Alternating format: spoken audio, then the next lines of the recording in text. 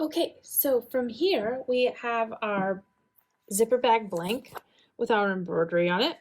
I know this is a different one than what we were working on, but I want to show you some different options. So this is a nice way to do it. You're going to take your zipper bag embroidery blank. You've got your 4 pieces of leather, 1, 2, 3, and 4. These 2 are your handles. These 2 larger pieces are the base of your little bag. And then you're also going to want to take some Kimberbell fusible peel and stick, or maybe some Steam-A-Seam 2.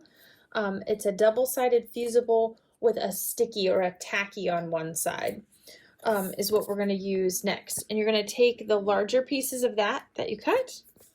You're going to peel away the paper and discard that. And then you're going to go to the back side of your leather. You're going to line this up. I cut mine a little bit short. Yours will be right. And you're going to stick this down to your piece of leather. That's why you want to make sure you have the tacky kind. If you didn't have the tacky kind, you could fuse one side of the other to it. That would probably work too. It's just heating up the leather one less time. So once you have that, you're going to set those aside. We're going to take our 2 smaller pieces of leather and 1 smaller piece of fusible peel and stick. Again, we're going to peel away the paper. Get rid of the paper. Take 1 and line this up and stick it. Once we have that stuck on, then we're going to layer up the other. So wrong sides together. I'm going to put them between a pressing cloth, and I'm going to heat up that glue. That's going to activate it and cause those 2 pieces of leather to stick together to create our handle. Once we have that nice and warm and that glue activated, then we can just set that aside for a moment.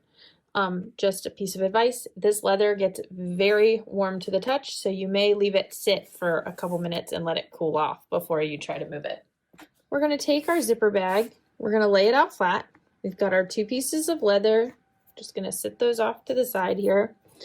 And then we're going to mark the placement line. So you can see on this side, very faintly, there's a blue line. I've already marked it on one side of the bag. We're going to mark it the same on both sides.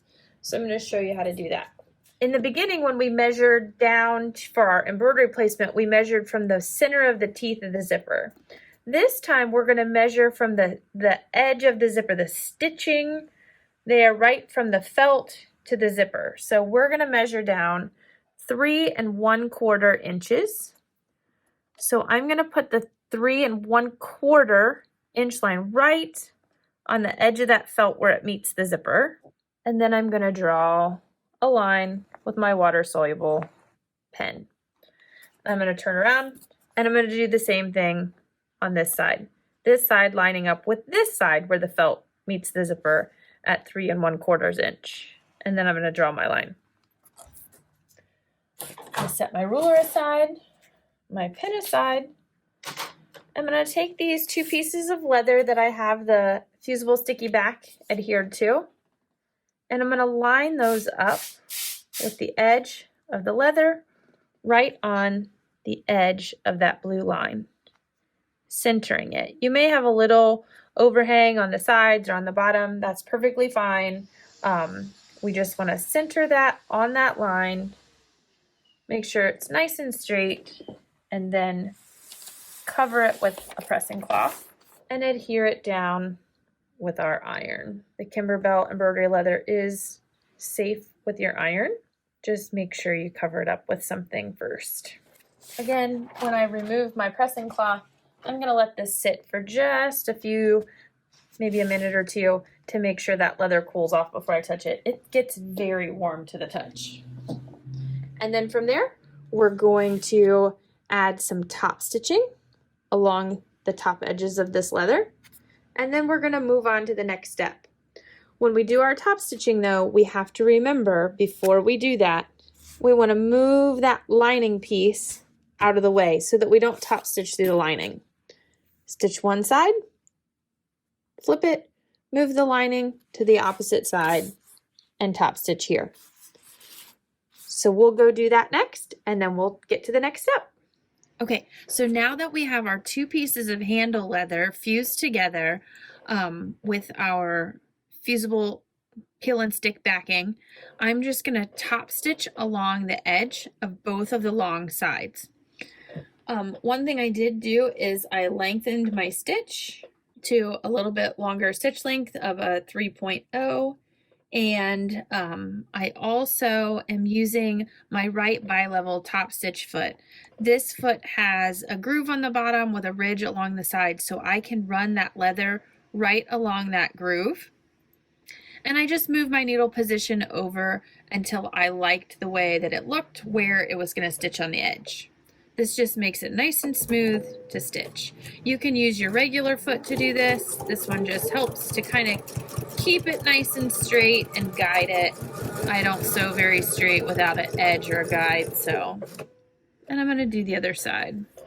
So now the top stitching is all done. I'm just going to trim my threads for either end. I'm just going to set this aside for now. My handle's ready to go.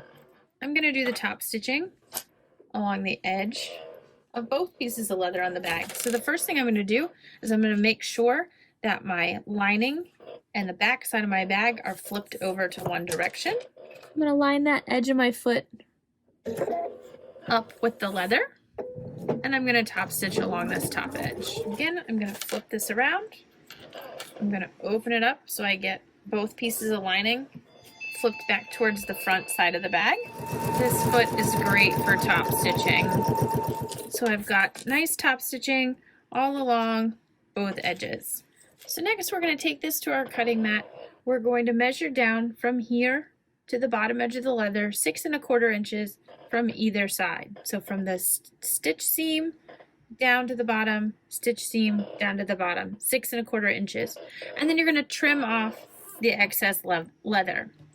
You're also going to flip it and trim off any excess leather that would be hanging off of the sides here and get rid of that. So everything's nice and evened up with your bag template.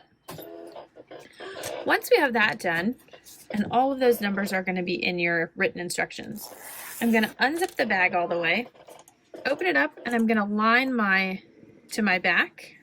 Same thing with my lining, front to back. You can put some pins in here to hold this in place.